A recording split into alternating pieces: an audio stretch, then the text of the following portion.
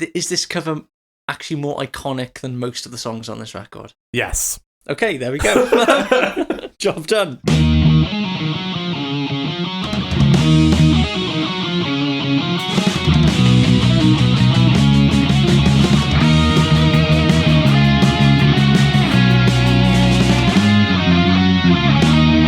Hello and welcome to Maiden Voyages, a podcast series devoted to exploring the peerless discography of the world's greatest heavy metal band, who are, of course, Iron Maiden.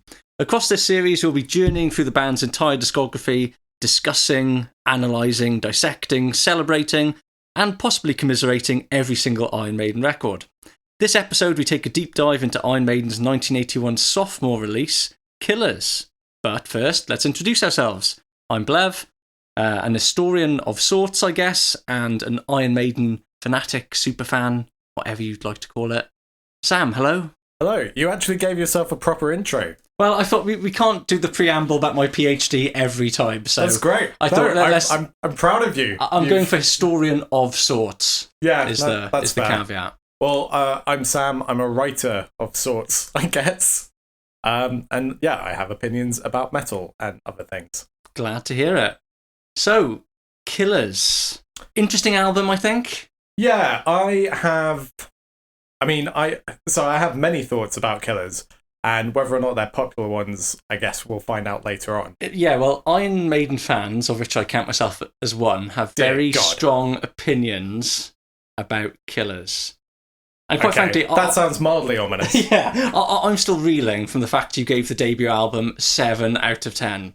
A classic debut album. So, if you remember, I actually gave it 7.5 out of 10. So there's that vital 0.5. And, you know, having had a little time to digest it a bit more since we recorded the first episode, well, the first 2 episodes, I'm not bumping it up, but I would add the caveat that actually, having listened to Killers, if the production was better on the debut, I would probably give it a solid 8. But it's rougher around the edges than I've ever quite appreciated. And I think that kind of sucks a little bit of the energy out for me. I'm not going to lie, I think it's a disgraceful opinion. And this might be a good time to bring up our Twitter and email. If you want to get in touch and tell Sam he's an idiot, you can do so on Twitter at MaidenPod or on Gmail at MaidenVoyagersPodcast, one word, @gmail.com. Write to us, tell Sam he's an idiot.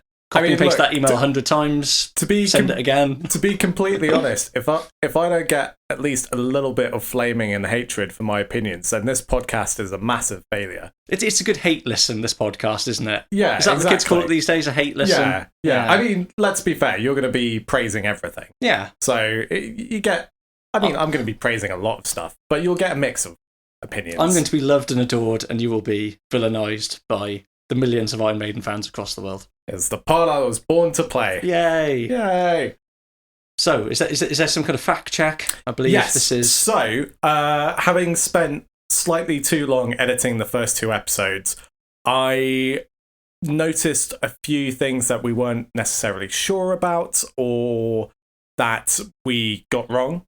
That, you know, in the interest of journalistic integrity, I feel we should start each episode with a fact check to correct things where we're wrong. And obviously, to anyone listening to this who has the nous to use social media, call us up on things that we get wrong. Not opinions, because opinions aren't wrong, but facts. Get the facts correct. And so, firstly, episode 1 fact checks. I got a few things.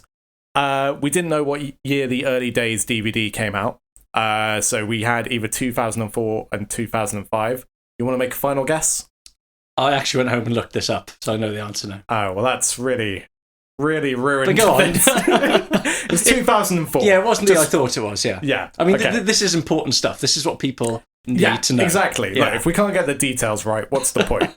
There's a million Maiden podcasts. We got to make sure we've at least got one oddly specific, unique. What, we're the most pedantic Maiden podcast on the market. The pettiest Iron Maiden podcast on the market. I'm okay with that. I'll go with that, yeah. Okay. Fact 1. So, fact 2, we were talking about the early Iron Maiden, well, pre-Iron Maiden band Smiler, and you mentioned weren't Queen originally called Smiler at some point. Turns out a pre-Queen band that wasn't quite Queen but had Brian May and Roger Taylor was Smile. Ah, okay. So close but no cigar. Okay, yeah, I'll take that. That's all right. You also mentioned in the first episode that when Maiden signed to EMI, it was a 5-album deal. And we discussed how that's going from like Iron Maiden to Power Slave, which is pretty big step. It was a 3-album deal, not a 5-album deal. Well, I suggest you write a strongly worded letter to Mick Wall, who says it was a 5-album deal. Rod Smallwood says it's a 3-album deal because Does he know? I ended up watching the Early Days DVD last week. I mean, I would defer to Rod Smallwood over Mick Wall. I mean, 3 albums makes far more sense as well, but right? That wasn't that unusual back then, was it? No, that's a completely standard deal. Mick Wall makes a really big deal about it in his biography of Maiden, that this was some really innovative deal because it was this... Well, maybe this is why Axl Rose calls out Mick Wall in Get in the Ring. Maybe. Use Your Illusion 2. Because he read Run to the Hills, a preview copy, and was so disgraced by the fact he got that fact wrong. Exactly. If you can't get the details right, what's the point, Mick Wall? Please don't sue me. We were trying to figure out where I had seen Angel Witch live. Yeah. That was supporting King Diamond when he played the entirety of Abigail live at O2 Kentish Town Forum. That was great. That does sound great. This is a slightly random fact check, but is Paul Di'Anno who he says he is? No. It turns out his real name is Paul Andrews, which I never knew before.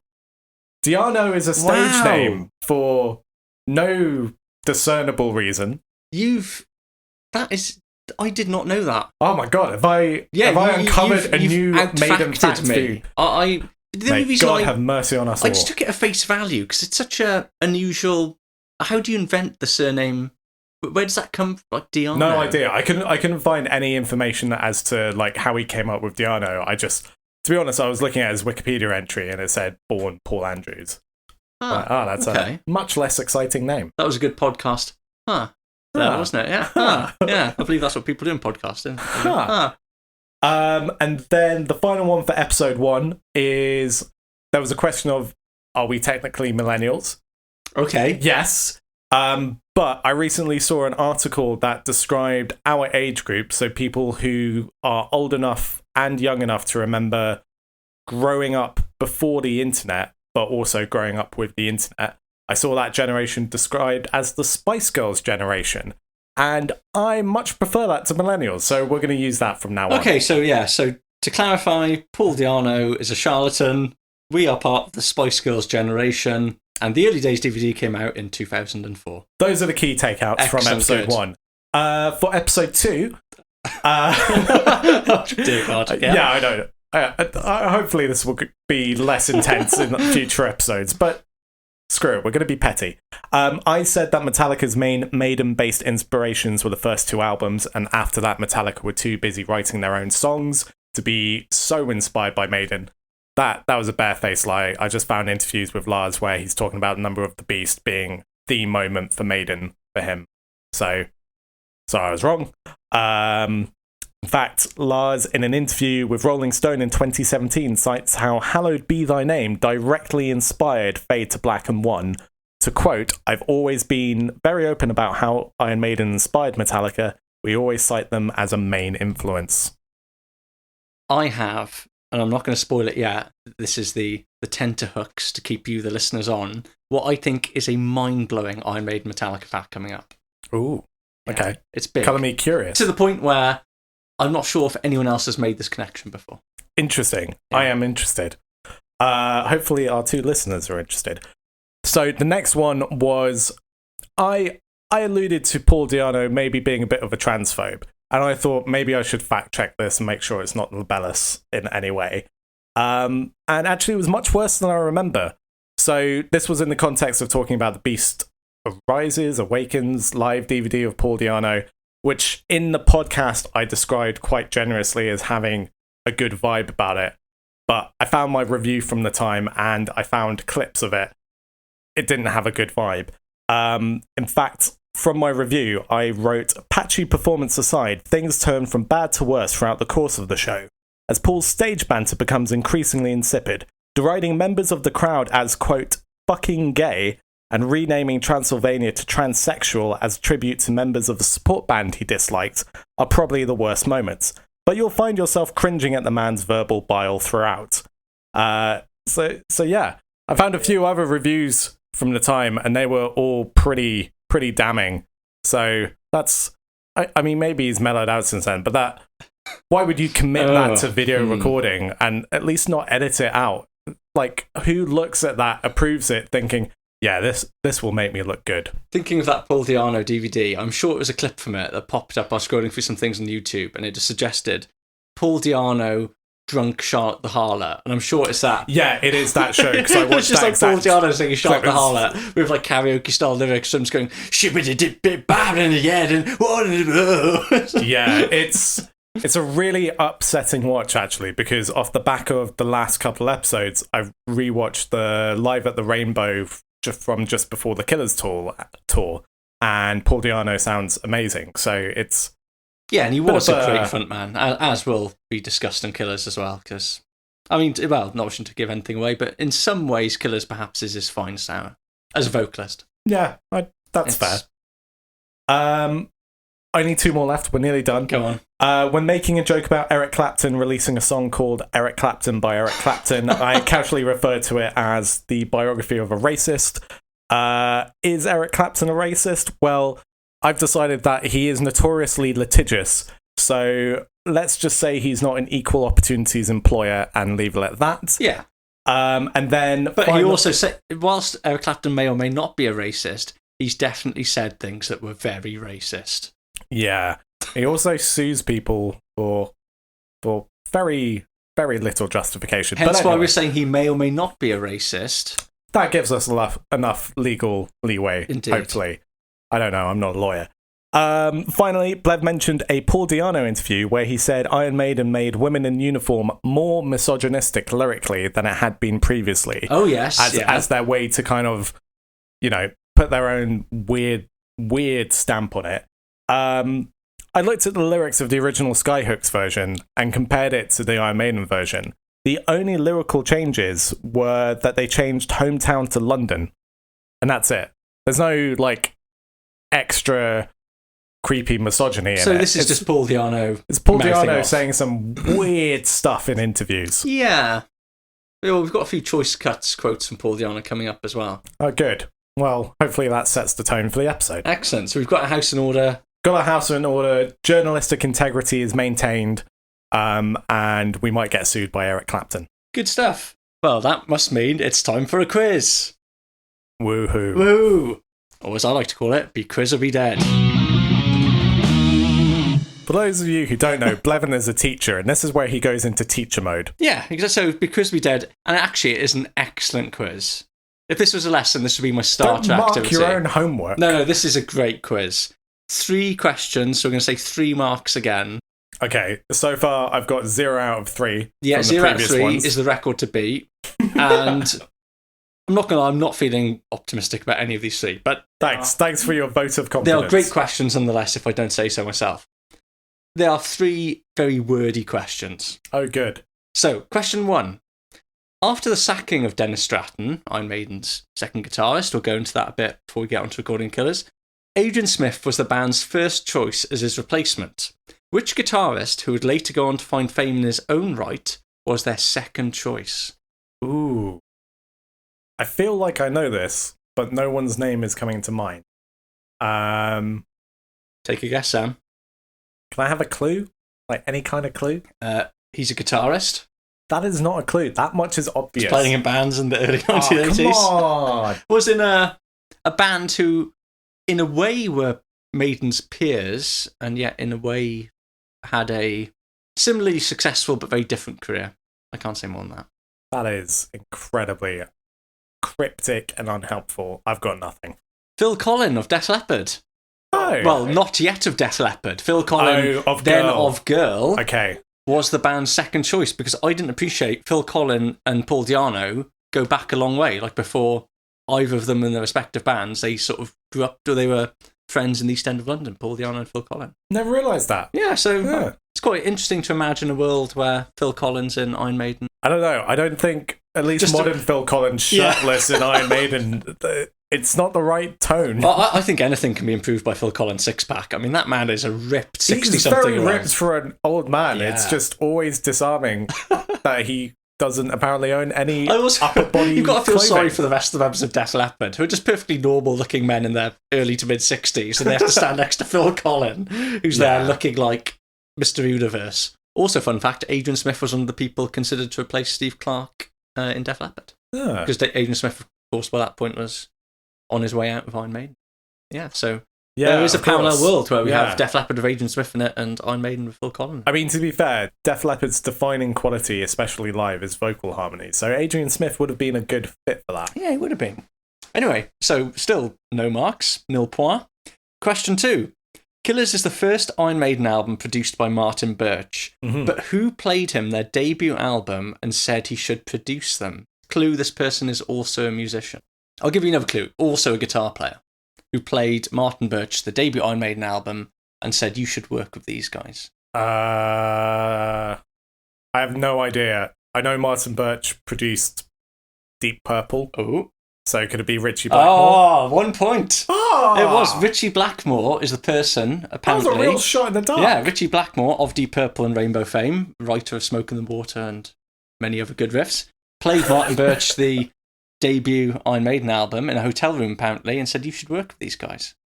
I find it really interesting that Richie Blackmore was actually listening to Iron Maiden, because I always presume he'd sort of checked out of heavy music by this point in his life. Point, I thought he was listening to like 15th century lute music. Well, that and Foreigner. He really liked Foreigner. It's like hurdy-gurdy, the best of the hurdy-gurdy, and Foreigner was his main jam. But yeah, apparently the debut Iron Maiden album.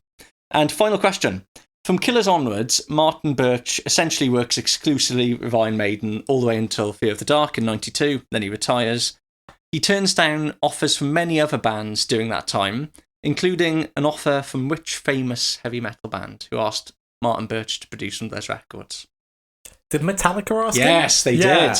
I think in that same Lars interview, he might have mentioned it at some point. And I would desperately like to know which album, and I've never been able to find out. Yeah. Do you want to stick that down to fact check if you can do better than me? I did do a bit of digging. Yeah, I'll see if I can find out. I mean, my assumption would be it would probably be sort of around And Justice for All. Yeah, that would make sense. Pre-Black Album, but still big. Yeah, that would sort of make sense. Maybe he could have added some bass to it. Yeah, that would help. That would make it better.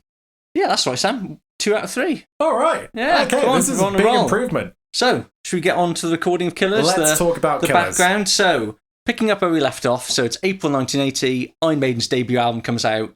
Goes in at number 4. Rave reviews, success. So, the obvious thing Maiden do is they spend the rest of the year touring. And they have tours supporting Judas Priest in the UK. Nice. That's Priest supporting British Steel and Maiden supporting their debut album. That's a good night out, isn't it? That is a good night out. Yeah. Are you aware of the slight controversy, the tension that emerged between the two bands on this tour, though? No, not really. Well, again, Paul Big Mouth Diano in the press said that it sounds very innocuous and childish now, but said that Maiden were going to blow Priest off stage. Right. And some of the people in Priest didn't like that. And there was an incident where Maiden showed up where Priest were rehearsing to try and defuse the situation, but no one had warned the members of Judas Priest, so the members of Priest thought Maiden were there to taunt them or something. There's KK Downing of Judas Priest has recounted the story several times, and as usual, KK Downing comes across as KK Downing. And yeah, enough said. But it was quite a fraught tour, apparently. This tension was never quite resolved until later. But nonetheless, they go on tour in the UK supporting Judas Priest, and also their debut album. This is the first time they get these big support slots. But the big support slot in 1980 is Iron Maiden's first proper European tour, supporting, do you know this? Kiss. Yeah, Kiss on the... I know this specifically because of a clip where Gene Simmons, like a few years ago, is being interviewed by a guy wearing an Iron Maiden t-shirt. And Gene Simmons, like, he's perfectly civil about it, but complains to the guy about him wearing an Iron Maiden t-shirt, tells him to put it on inside out so that it's not on camera. And then, like, starts saying, yeah, we took them out on their first tour. It's a very weird and uncomfortable clip. And then there's Paul standing in the background just like, we could get him a Kiss t-shirt. Just, that'd be nice. That's because I was watching the Download Festival highlights for this year's Download, and Kiss were the headliners this year, 2022, as we're recording. And Gene was being interviewed in between, backstage, and he actually mentioned Iron Maiden. He was very flattering and complimentary about them, because Maiden were also headlining this year, of course. And, he likes to mention a lot that they took Maiden out their first European tour. And then again, we had the usual Rock is Dead thing, and there'd never be bands like Kiss and Iron Maiden. Which actually, once you allow him the chance to elaborate, is not as daft as the soundbite suggests. But yeah, but also he's only saying that to get a reaction. Yeah, oh yeah, he is. He's very media savvy and clickbaity. Yeah, he is. He's like a verbal clickbait.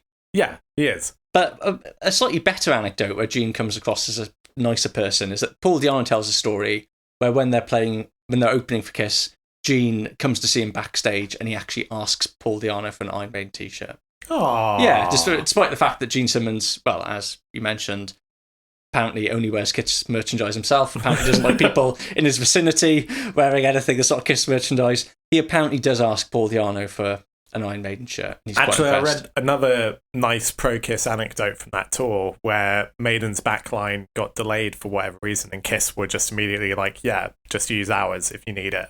Yeah. Which, nice sort of good collegial support. Yeah, certainly colleague support. When the guys in Maiden talk about it, they've got nothing but nice things to say about Kiss. They seem to think it's a lovely time. And the other thing that seems to come across in those interviews from the period and when they're looking back on it is they're really struck by, in a pre-internet age, well, I guess you can see your album sales in overseas territories, but going to new places, not really knowing if anyone's heard of you. Yeah. And also you're opening for a band like Kiss, who are huge. Yeah, one of the biggest rock bands on the planet at that time. What are Kiss supporting at that point? Unmasked. Which is not their finest hour, admittedly. No, but I mean, at that point, Kiss is already huge, yeah, right? So it doesn't really matter. Early 80s, they've unmasked. Wait, that... No, but they haven't. That's the thing. They haven't actually unmasked. No, it's the album That's Unmasked. not till the mid-80s. But they're still actually very confusing. wearing the masks. Yeah. But Maiden talk about opening for Kiss, presuming they're going to have quite a hard time, but there actually being loads of Maiden fans there, people wearing Maiden t-shirts and holding homemade banners and things. Nice. So yeah, there's a big reception of them in Europe. This is a very rosy picture, isn't it? And then they do their own UK headlining tour. They play 7 nights at the Marquee, I believe. 7? Yeah, consecutive? Yeah, I believe so, yeah. 7 consecutive nights at the Marquee in July. How big is the Marquee?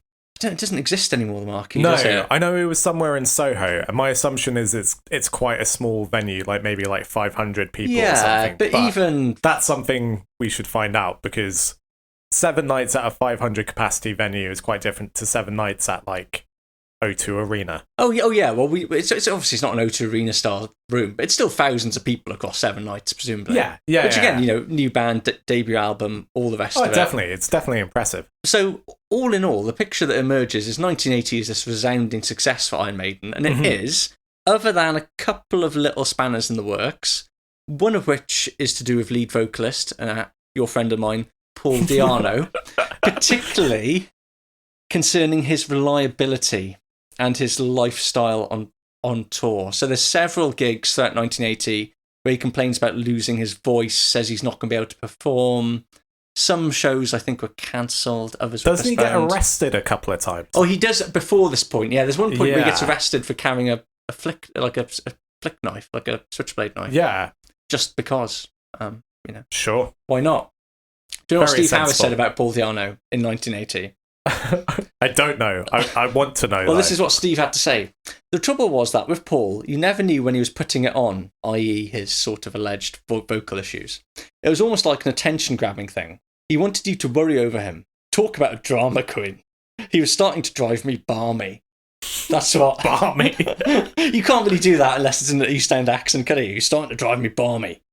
And there was one particular incident, a concert in Grimsby, where the band go on stage without Di'Anno, because he was apparently doing this, what felt like a well-rehearsed routine. Oh, I've lost my voice, etc., etc. Yeah. And Steve Harris said, right, we'll go on. And Steve Harris did a whole set, him singing. Which I doesn't kind of sound... want to see that. I wish... if in an age before, that is lost forever to history now, I imagine. But yeah, an Iron Maiden set of Steve singing. Yeah, it'd be interesting.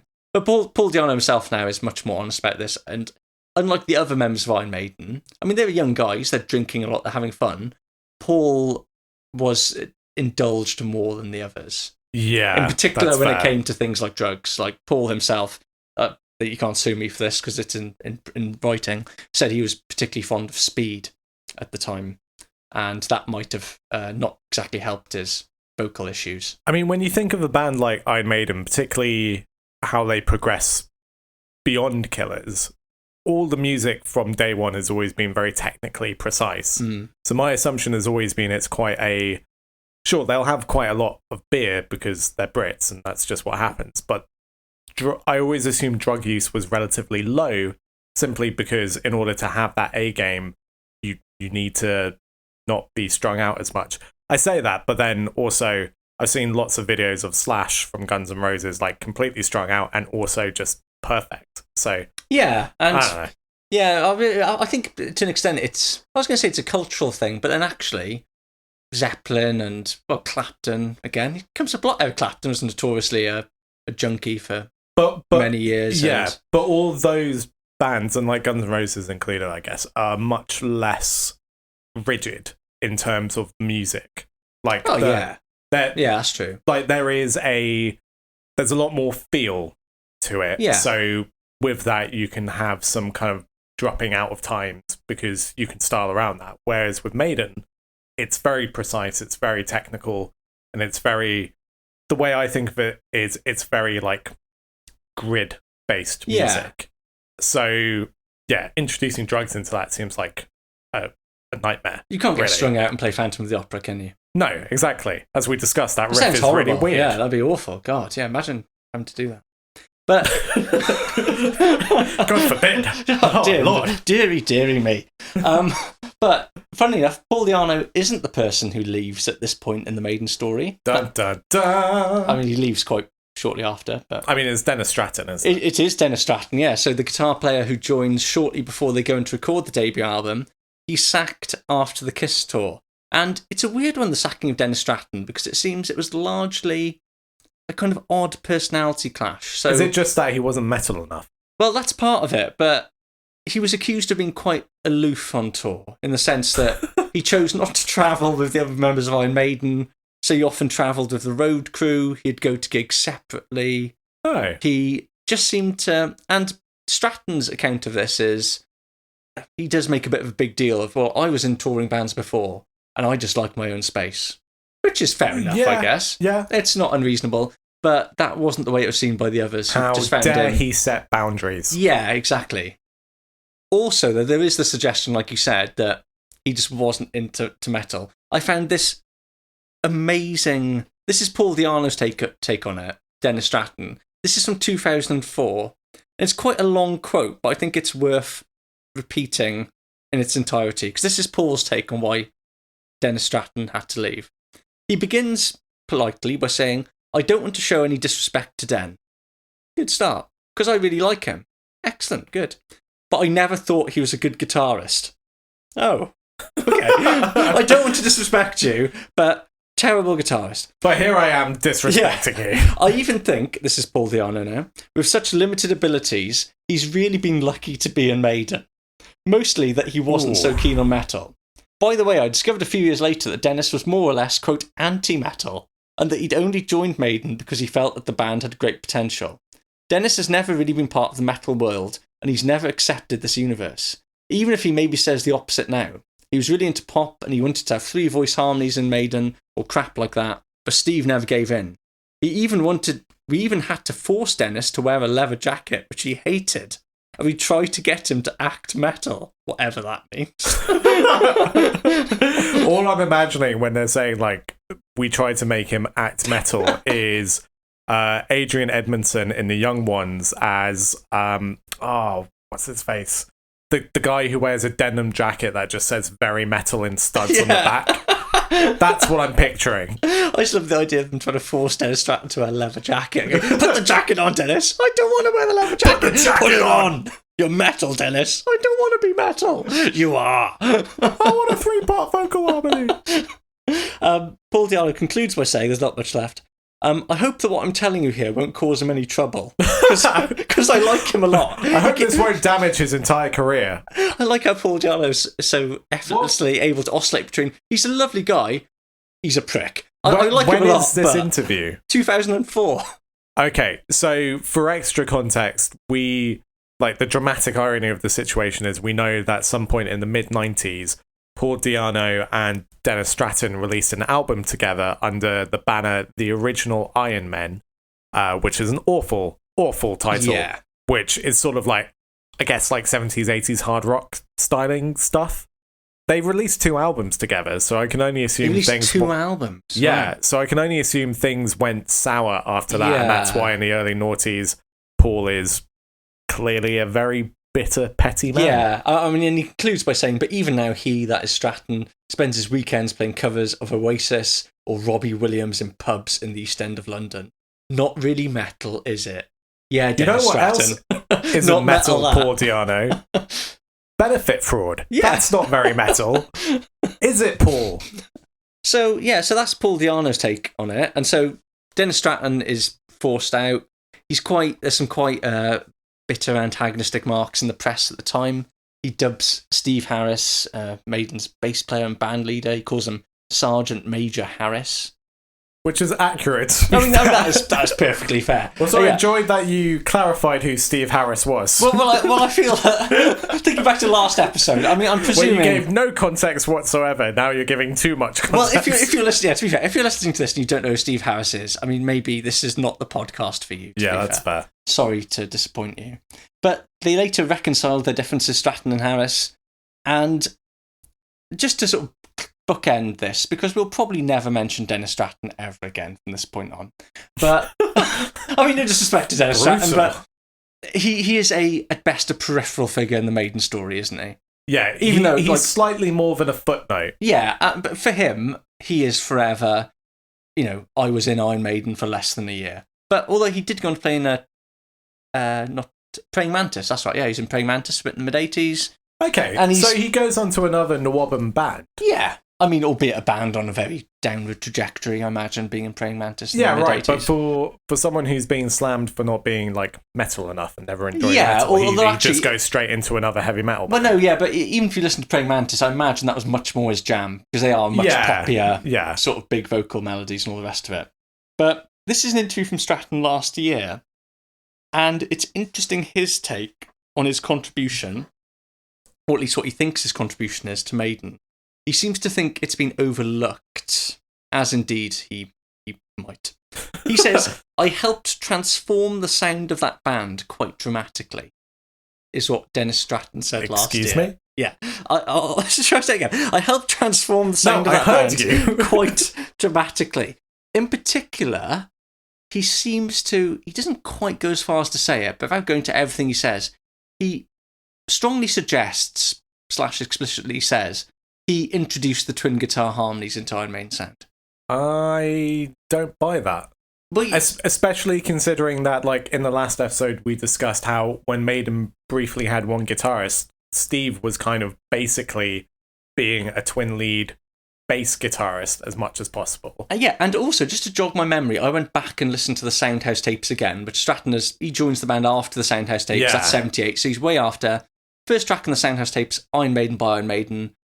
That opening riff is a harmonised guitar part. I just wanted to check, is that guitar harmony on the Soundhouse tapes? And yeah, it's there. It's literally in the first 10 seconds of the song, the second harmonised guitar comes in.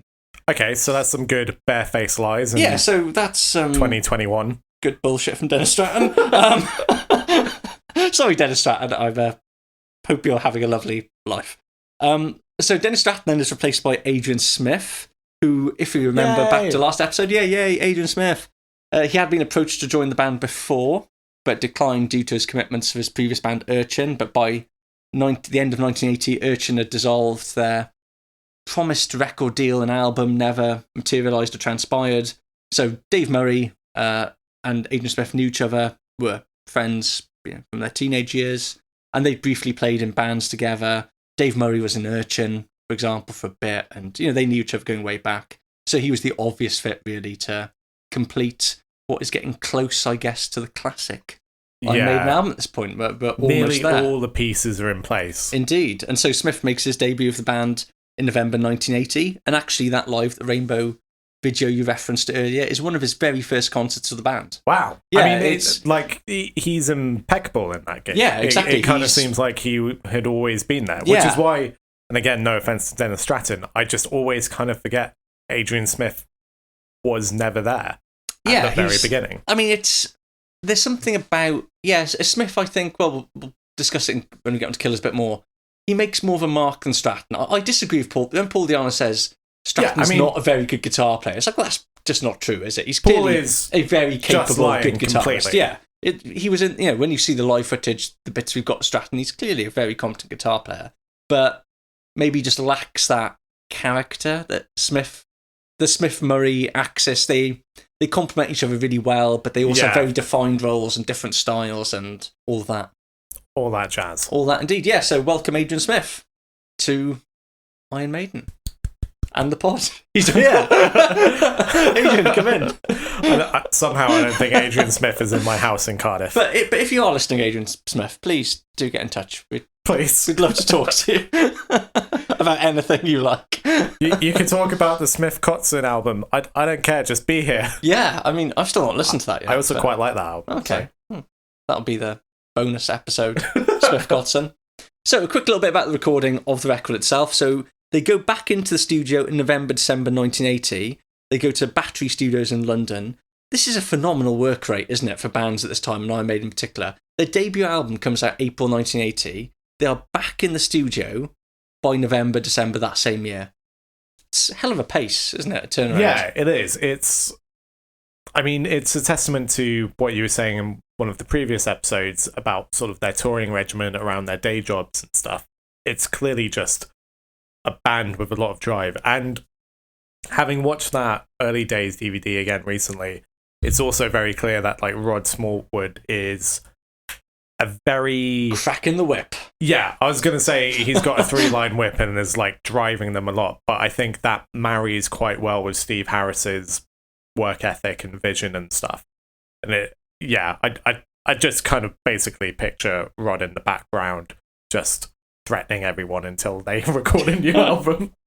But yeah, so seeing as they're back in the studio, we're looking barely 8-9 months after their debut album comes out. That is quick. Yeah, it's not surprising. And bear in mind, they've done at least Kiss in the 70s. Yeah, and in between that, they've done 2 full laps of the UK touring wise, their own headline tour of Priest. They've been to Europe with Kiss. So it's perhaps not surprising that they go into the studio without really any new songs. So what we get, I say new songs.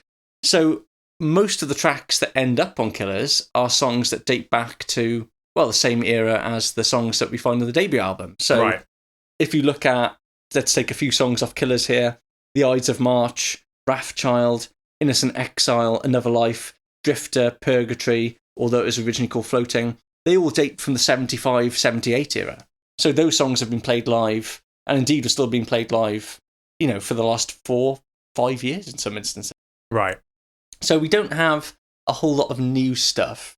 Killers, the title track, that was played live for the first time on the tour supporting the debut album. So actually, going back to that Live at the Rainbow gig again... It's an early version of Killers, It is, right? an early version of Killers, I was reading an interview with Paul Di'Anno where he says of that show in particular, he literally wrote the lyrics in the dressing room before going on stage. And fair play. Yeah. I think that's probably mythologized a bit. But yeah, it's definitely a prototype version of the song. Yeah. So say you had followed Iron Maiden live religiously for the last 3-4 years and you bought Killers, there were probably only 2 songs on the album that you would not have heard live before.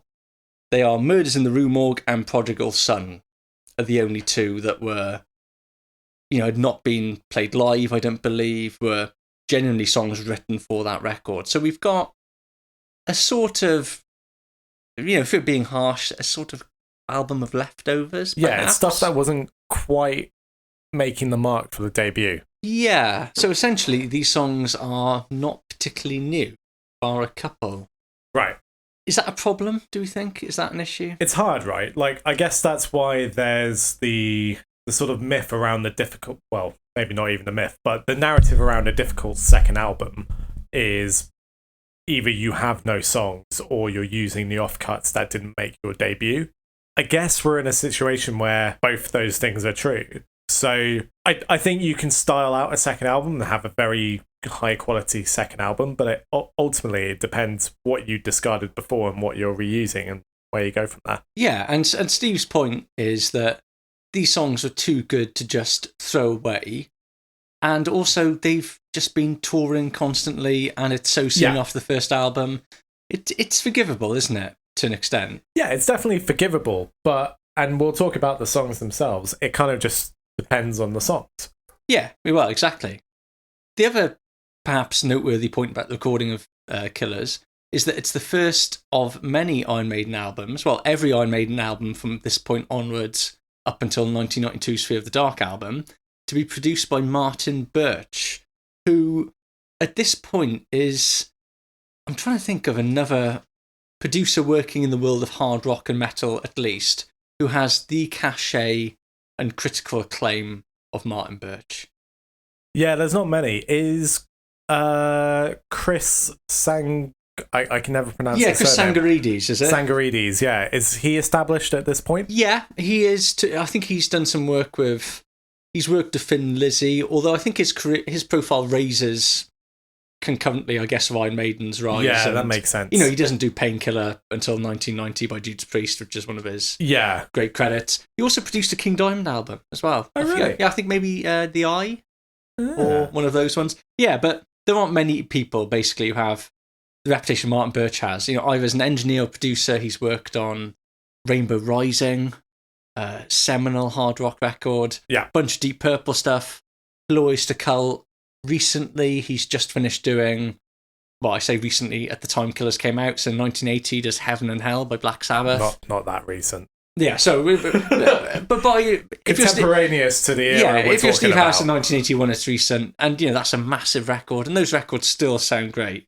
So, something of a coup for Maiden to get Martin Birch, and even more of a coup for Martin Birch, to basically at this point go, actually, I'm just going to work with you guys. That's it. That's his career for the next over a decade. Is just, I am Iron Maiden's producer, then retirement, goodbye, see ya.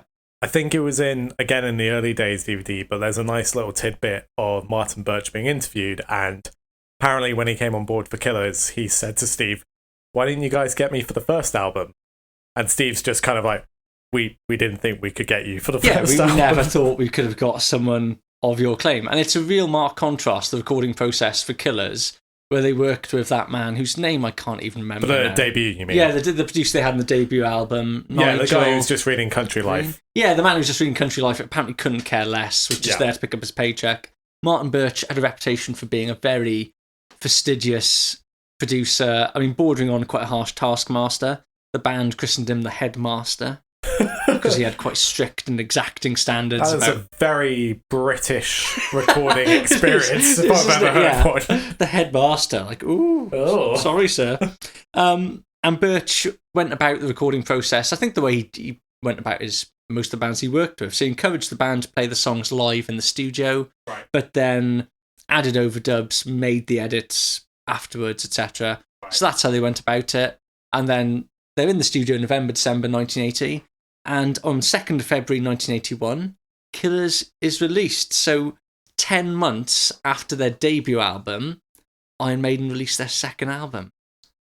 That's quick. You wouldn't get that nowadays. No, it just would not happen. Not to be old man yells at cloud, but just because the climate is completely different. It just wouldn't happen. You're right. These days, you think if a band takes 3 years between records, you go, oh, that's quite quick. Yeah. I mean, 4 or 5 is feeling increasingly common. Yeah, definitely. For the gap between albums. But as we'll see, throughout the entire 80s, that's not the way the industry worked, and certainly not the way Iron Maiden worked. Amazingly quick turnaround. Well, it's also, I think it's a testament to the change of focus in the music industry between the two periods, right? Like in the 80s, it's about having product and the live shows are there to push the product, whereas nowadays the product doesn't generate any profit, and I'm using product in the bleakest capitalist terms possible. You know, the live shows are, well, really the merch sales are where the money is. So like the focus is kind of inverted since then. Yeah, and so there's less of an onus to record albums. Well, yeah, exactly. If albums don't make any money, then it's fair enough. You could say, well, what's the point in putting out albums every year? Because that is taking up time that you could be spent touring, which is actually what, if anything, is pulling in some money. So before we get on to the tracks themselves, quick look at the artwork. Again, illustrated by Derek Riggs. A concept, apparently, that was suggested by a chap called Dave Lights, who is Iron Maiden's Lights man. He does that. It's his actual name, Dave Lights. He's always referred to as Dave Lights. He moved into lighting because of that, or I presume that is some kind of nickname. But you say he suggested the concept. They already had the title Killers, so to then suggest, hey, why didn't you have Eddie killing someone as the cover? That's not the most radical interpretation of that title, is it? But yeah, that's where it came from, and pretty cool cover. Yeah, I love this album cover. I think it's the first time we see a really iconic version of Eddie that looks like the Eddie that exists for the next 3-4 decades. Like on the first album, it's a sort of proto Eddie, and it's still cool and has its own vibe with it. But this is a fully formed character now. It looks like the character we're going to see for the next few decades. It's just it is a very metal album cover. Yeah, it is, and that's a really good point you made about this being like an iconic album cover. Controversial opinion, perhaps. Is this cover actually more iconic than most of the songs on this record? Yes. Okay, there we go. Job done. Unquestionably. A few other little... I say that as someone who owned a t-shirt with this album cover on it for about 10 years as a teenager and onwards, but never heard the album until 2 weeks ago. Well, that's it is. It is a very iconic and recognisable album cover, and also one of the most kind of graphic. Definitely one of the bloodier ones. Yeah, one of the more violent ones. I mean, it's not particularly bloody. Like everything's sort of off. Not by the standard. Frame. Yeah, not by now. It's not a Cannibal Corpse. No, cover. but that's the thing. But this is a world where Cannibal Corpse is still 10 years away. You know, it's 81 and it's edgy. Yeah. Another little interesting tidbit of information about the artwork. It's the illustration itself is set in Manor Park, which is a tough East End neighbourhood in London. And actually, if you look at the background, this is perhaps the beginning of the first Easter eggs we get in Iron Maiden artwork that become a real feature of Riggs' work with Maiden. I think I know what the Easter egg is. Yeah, go on. So all the curtains you can see of the flats in the background, are they the same curtains that are for the cover of Twilight Zone, the single? Oh, that's a good point. I don't even know. You're possibly right. That's not what I was thinking of. Okay. There apparently is the most prominent Easter egg is apparently in the background you can see the Ruskin Arms, which is the venue we discussed quite a bit in the first two episodes where Maiden played. I'm not sure, is it even the remastered version? But also, I mean, I'm looking at the artwork now, and it's all on the remastered CD, and it's all just black silhouetted buildings. Or is it on the reverse, perhaps? Because there's also apparently... The reverse just has a horrible band shot. Can you see the sex shop next door where apparently you can see Charlotte stripping off in? No. Okay. Maybe they censored it for the 90s CD? Yeah, quite possibly. Yeah. Apparently these things are there. Sure. I'll take your word for it. Take my word for it. We don't have access to an original LP, so... No, I do somewhere. Well, look forward to the fact check next episode, everyone, where we will clarify, where these things are. Well, on that note, it seems once again what we've done is spoken too much about the context of the album without actually getting into the album itself. So next episode, we'll talk about the tracks on Killers. But until then, thanks for joining us.